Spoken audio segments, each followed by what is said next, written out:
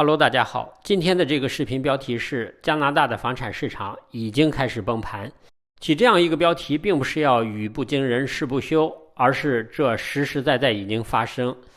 通过今天的视频，我会告诉大家为什么加拿大的房产市场崩盘已经开始。加拿大房产经济协会今天的数据显示，8月份全国房屋销量和平均房价已经开始下跌。8月份的房屋销量较上一月下降了 4%， 这是连续第2个月下降。全国平均房价从7月份的668754加元下跌至650140加元，跌幅近 3%， 更是比去年2月份的平均房价816720加元的峰值下跌了 20% 以上。在销售放缓的同时，挂牌量也开始反弹，几乎所有地区的挂牌房源都已经开始飙升，尤其是多伦多公寓的新挂牌量创下了有记录以来的第2高水平，仅次于新冠疫情刚刚爆发时引起的恐慌性抛售。这标志着抛售潮和房产市场崩盘正式拉开序幕。在上个世纪90年代，加拿大曾经经历了史无前例的房产市场崩盘。其实现在加拿大的房产市场与那个时候非常相似，同样处于央行快速加息的高利率环境中，而不同的是人们对待房产市场的态度。在上个世纪90年代，人们对市场还存有敬畏之心，面对市场调整，人们的反应通常是迅速的、果断的。现在人们对市场的调整反应则是麻木的、迟钝的。目前只有极少数人在风暴来临之前选择退出市场。尽管有些投资者是高位套现，有些投资者是割肉离场，而大多数人则选择继续观望。原因是在经历了20多年来的低利率贷款和宽松的贷款标准后，房价永远涨的信仰深入人心。当然还有房产经济和贷款经济让人们咬牙挺住。即使很多人仍对软着陆抱有希望，但我们不得不接受现实。由于房产负担能力恶化以及目前所处的经济环境，本次房产泡沫一定会破裂，而且房产市场崩盘已经开始。自2000年以来，加拿大经历了大宗商品繁荣带来的巨大财富增长，房价上涨至前所未有的水平，这起到了支撑家园的作用，从而使出口相对更加昂贵，又削弱了出口。加拿大央行在此期间保持了过度宽松的货币政策，以阻止加元进一步升值。尤其是在2008年美国房地产泡沫破裂后，央行对货币走强的负面情绪被进一步放大。持续的低利率将房价与家庭收入之比飙升至极端水平。如今房产交易量迅速下降，说明现在加拿大的房价已经脱离经济基本面，人们都负担不起了。皇家银行认为，目前加拿大很多地区的买家都处于守势，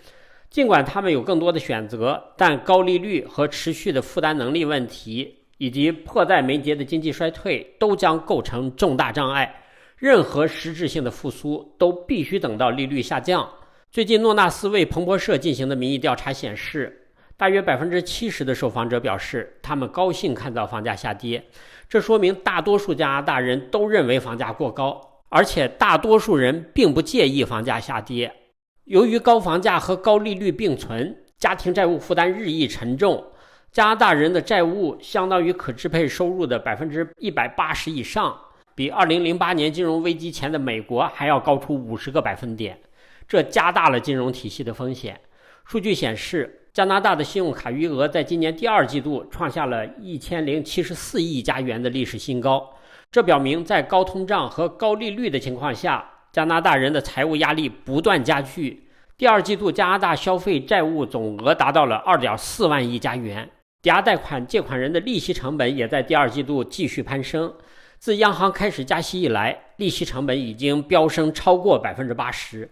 第2季度抵押贷款利率支付比上一季度增长 5%， 达到920亿加元。现在利率处于近20多年来的高位，这导致抵押贷款需求量显著放缓至2005年以来的最低点。第2季度家庭储蓄增长也放缓至2021年第1季度以来的最低水平。对很多房主来说，抵押贷款月供现在已经变得难以承受。现在加拿大的抵押贷款偿债比率已经飙升至远高于美国在房地产泡沫峰值时的水平。而加拿大的购房者却不能像美国购房者那样长期锁定超低抵押贷款利率。大部分在超低利率期间购买房产的人都将在近2年内续签抵押贷款合同，他们都面临更高的利率。加拿大几大银行报告称，大约1/5的未偿还抵押贷款现在都是负摊销，也就是月供已经不足以覆盖利息部分，这迫使贷方延长他们的抵押贷款期限。目前约有1/4的抵押贷款期限超过30年，这种情况在过去从未出现过。除非抵押贷款利率大幅下降，否则加拿大的抵押贷款违约潮不可避免。如果经济陷入衰退，导致失业率上升，那么这种情况将会加剧。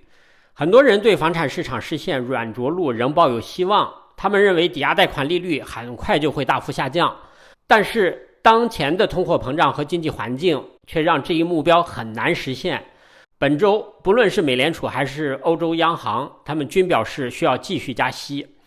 加拿大央行行长蒂夫也表示，当前利率不足以让通胀回落至目标水平。目前仍落后于美联储50个基点的加拿大央行一定会在10月份加息，因此借款人必须做好这样的心理准备。还有很多人认为低库存将为房价提供支撑，比如 CMHC 最近表示，尽管住房状况有所改善，但是到2030年，加拿大仍需要350万套新房。